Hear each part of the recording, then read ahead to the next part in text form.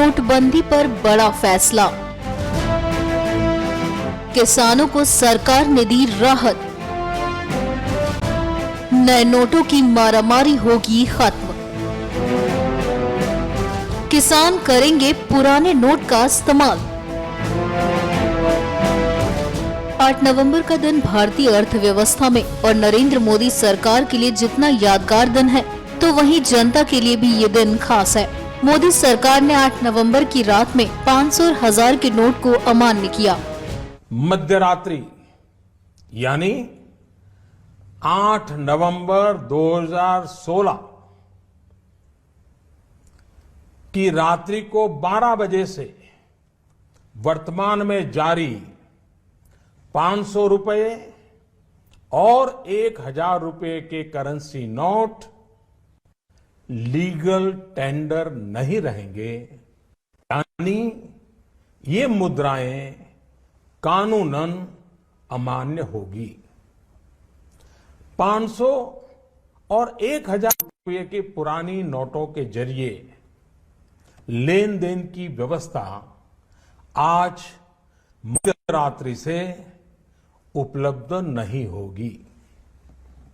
भ्रष्टाचार, काले धन और जाली नोट के कारोबार में लिप्त देश विरोधी और समाज विरोधी तत्वों के पास मौजूद 500 रुपये, 1000 रुपये के पुराने नोट अब केवल कागज के एक टुकड़े के समान रह जाएंगे।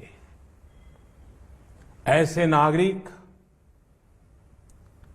जो संपत्ति मेहनत और ईमानदारी से कमा रहे हैं, उनके हितों की और उनके हक की पूरी रक्षा की जाएगी।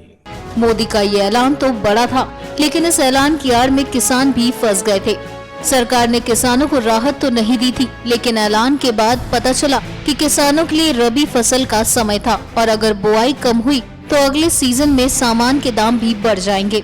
लेकिन सरकार ने अब इस मुद्दे पर ध्यान देते हुए किसानों को राहत दे दी है। सरकार ने किसानों को बड़ी राहत देते हुए बीज और खाद खरीद के लिए 500 और 1000 रुपए के नोट मान्य किए हैं। इस फैसले के बाद किसान अब पुराने नोटों की मदद से खेती के लिए बीज और खाद खरीद सकेंगे। किसान 500 रुपए के पुराने नोटों से सरकारी दुकानों से बीज खरीद सकेंगे। सरकार द्वारा किसानों को राहत देने के लिए कुछ घोषणाएं भी की गई हैं। इसी तरह से सरकार द्वारा किसानों को फसल ऋण दिया गया है। किसान अपने खाते में से सप्ताह में 25,000 रुपए की निकासी कर सकते हैं। किसानों को सरकार द्वारा की गई इस घोषणा से राहत मिलने की उम्मीद है। दरअसल 500 रुपए और 1000 रुपए के नोट बंद हो जाने के कारण किसानों को खाद और बीज नहीं मिल पा रहा था और ऐसे में उनकी बुआई और फसल को तैयार करने का कार्य प्रभावित हो रहा था। किसानों को सरकार ने चेक और कैशलेस इलेक्ट्रॉनिक सिस्टम के माध्यम से पेमेंट करने की सुविधा दी है। इस घोषणा से ऐसे किसानों को सुविधा हुई है जो गेहूं की बुआई की तैयारी कर रहे थे। NMF न्यूज की रिपोर्ट।